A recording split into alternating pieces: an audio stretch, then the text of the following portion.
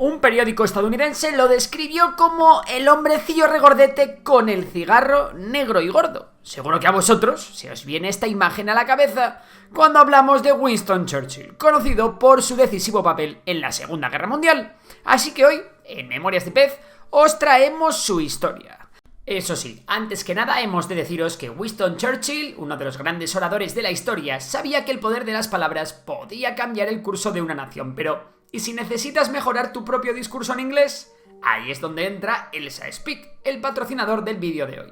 Elsa Speak es una aplicación revolucionaria que utiliza inteligencia artificial para corregir tu pronunciación en tiempo real, dándote correcciones y una puntuación por tu fluidez y entonación. Con más de 1600 lecciones sobre temas que van desde negocios hasta conversaciones cotidianas, Elsa te permite aprender y mejorar tu pronunciación, fluidez y vocabulario de una manera divertidísima. Además, cuenta con un diccionario que te va a enseñar a pronunciar cualquier palabra que busques. Venga, vamos a enseñaros un ejemplo de la aplicación para que veáis cómo funciona. Le damos aquí a pronunciación y... Hi Elsa, I want to improve my English speaking skills. Hi Elsa, I can't wait to improve my English speaking skills. Ya lo veis, es una absoluta maravilla, ¿no? Dan ganas de ponerse con ella todos los días. Yo que vosotros no me lo pensaba, sobre todo porque si utilizas el código que os dejamos en la descripción podrás obtener un 85% de descuento en la membresía Pro de por vida. Os dejamos también el enlace de descarga para la app, que te va a salir gratis durante 7 días. Venga, no dejes pasar la oportunidad. Y ahora sí, vamos con la historia de Winston Churchill. Churchill vino al mundo el 30 de noviembre de 1874 en el Palacio de Blenheim, en Oxfordshire. Su madre, Jenny Jerome, una belleza americana que capturaba miradas y corazones, y su padre, Lord Randolph Churchill, un político de renombre, le dieron una cómoda infancia. Su tranquila vida terminó cuando su padre lo mandó primero a un estricto internado en Ascot y después a la escuela de Harrow. Winston, que extrañaba la calidez del hogar, reaccionó con rebeldía. Odiaba estudiar y sus calificaciones fueron un auténtico desastre. Sin embargo, el joven Churchill, testarudo como pocos, acabó sorprendiendo a todos. Después de varios intentos fallidos, finalmente logró ingresar en la Academia Militar de Sandhurst. Allí, el chico, que hasta entonces se resistía a todo lo que oliese a libro, se transformó en un estudiante aplicado, destacando entre sus compañeros. Ya como oficial, se unió al 4º de Husares, un prestigioso regimiento de caballería. Decidió que era hora de vivir aventuras y coger experiencia, y en 1895 se fue a Cuba para presenciar la Guerra de la Independencia cubana. Allí se unió a las tropas españolas que combatían a los insurgentes cubanos, e incluso se vio envuelto en alguna escaramuza. Pero la cosa no quedó ahí. Después de Cuba, Churchill fue enviado a la India, exactamente a Bangalore. Participó en alguna expedición militar y se ofreció como voluntario para unirse a la fuerza de campo de Malacán, en la frontera noroeste de la India, donde empezó a escribir como periodista. Su viaje terminó cuando se unió a la campaña del general británico Kitchener en Sudán, donde luchó en la batalla de Omdurman. Esta batalla fue parte de la campaña anglo-egipcia para reconquistar Sudán, que estaba bajo el control del califato mahdista, un estado islámico establecido en la región tras la muerte del líder religioso y militar Muhammad Ahmad, conocido como el Mahdi. Esta última experiencia no le gustó nada y a su regreso a Inglaterra escribió The River War, una obra en la que criticó duramente a Kitchener por su trato cruel hacia los enemigos y por haber profanado la tumba de Mahdi. La vida militar pronto le aburrió a Churchill, decidió dejarla atrás y se enfocó en la política, uniéndose al Partido Conservador. En 1899 se lanzó a su primera campaña electoral. Aunque perdió por los pelos, Churchill no era de los que se rinden con facilidad, así que decidió seguir su carrera y se subió a un barco rumbo a Sudáfrica como corresponsal del Morning Post, para cubrir la guerra de los Boers, un conflicto entre los británicos y los Boers, que eran colonos de origen neerlandés que luchaban por su independencia en el sur de África. Allí, el destino le tenía preparada una aventura de película. Fue capturado, encarcelado y en un giro digno de una película de Hollywood, escapó. Esta hazaña lo catapultó al estrellato, convirtiéndole en el héroe del momento. La fama le llevó directamente al Parlamento como representante conservador de Oldham en el 1900, justo cuando cumplía 26 años. En el Parlamento, Churchill se hizo famoso por sus discursos y su ingenio, pero su tendencia a actuar por cuenta propia le ganó unos cuantos enemigos, incluso dentro de su propio partido. En 1904, en desacuerdo con los conservadores respecto a la cuestión sudafricana, tras ganar el Imperio Británico la guerra contra los Boers, Churchill se unió al Partido Liberal y desde ese momento tuvo diferentes cargos en el gobierno.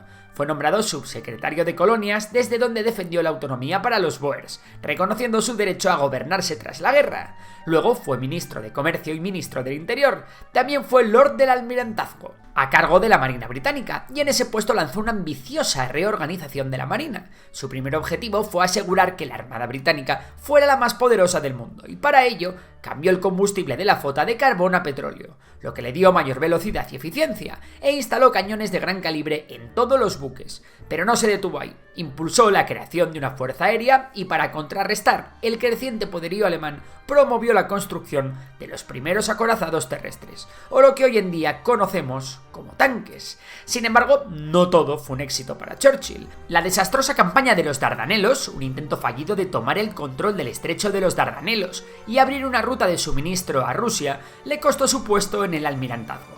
Tras dimitir, Churchill se reincorporó al ejército y sirvió en el frente occidental como comandante y teniente coronel. En plena Primera Guerra Mundial, en 1916, el primer ministro David Lloyd George le nombró primero como ministro de Armamento y luego como ministro de Guerra y Aire. Pero cuando terminó la Primera Guerra Mundial, la carrera política de Churchill se fue al garete.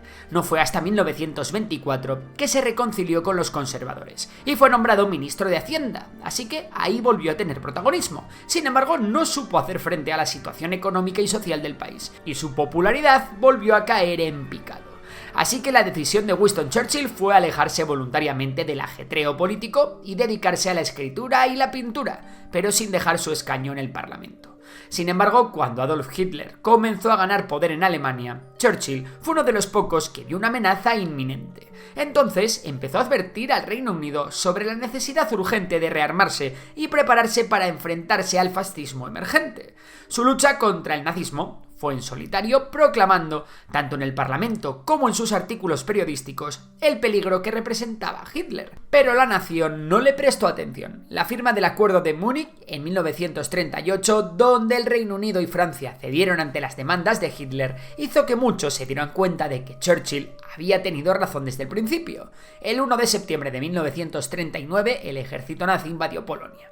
2 días después, Francia y Reino Unido declararon la guerra a Alemania. Esa misma noche, el primer ministro británico Neville Chamberlain, quien hasta entonces había intentado inútilmente apaciguar a Hitler, llamó a Churchill para que retomara su antiguo puesto en el almirantazgo.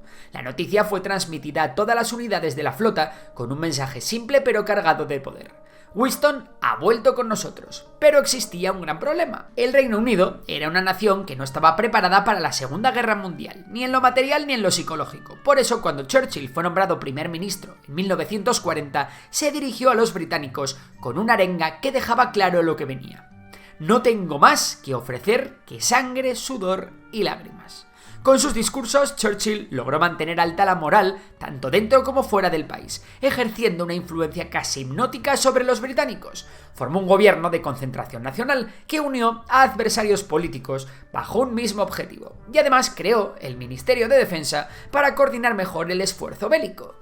Cuando Francia cayó bajo el dominio de Hitler y Estados Unidos seguía siendo neutral, Churchill reunió a su gabinete y con su característico humor soltó: bien, señores, estamos solos. Por mi parte, encuentro la situación en extremo estimulante. Así que Churchill no perdió el tiempo en intentar que Estados Unidos y la Unión Soviética se unieran a la guerra. Mantuvo un estrecho contacto con el presidente estadounidense Franklin Delano Roosevelt y viajó varias veces a la Casa Blanca, donde Churchill se labró una fama muy peculiar.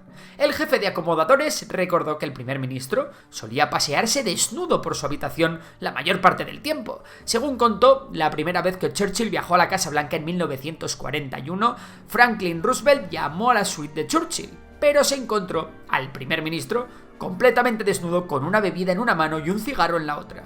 No tengo nada que ocultar, dijo Churchill con una sonrisa, y los dos líderes acabaron hablando durante 1 hora en esa curiosa circunstancia. Anécdotas aparte, tras el ataque japonés a Pearl Harbor, Estados Unidos se lanzó al conflicto y al mismo tiempo Hitler invadió Rusia, obligando a Stalin a salir de su neutralidad y formar una alianza con Reino Unido. Churchill, siendo práctico, tuvo que dejar de lado su anticomunismo para mantener esta alianza. Sí, amigos, el papel que jugó Churchill como primer ministro en la Segunda Guerra Mundial fue muy importante.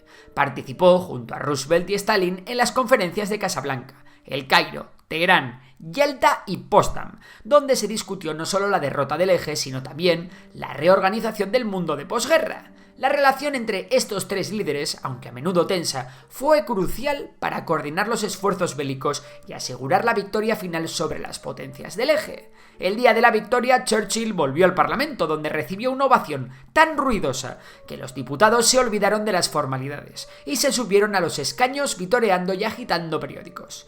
Churchill recibió este agradecimiento con lágrimas en los ojos y el sombrero en las manos. Sin embargo, a pesar de su estatus de héroe, 2 meses después de la victoria, fue derrotado en las elecciones. Continuó liderando la oposición y jugó un papel clave en la política británica y mundial en los años posteriores. Su advertencia sobre la amenaza del comunismo y el término telón de acero marcaron el inicio de la Guerra Fría, una era que marcaría el siglo XX. En 1951, con el triunfo de los conservadores, Churchill volvió a ser primer ministro. 2 años después recibió el Premio Nobel de Literatura por sus detalladas y emotivas memorias sobre la Segunda Guerra Mundial.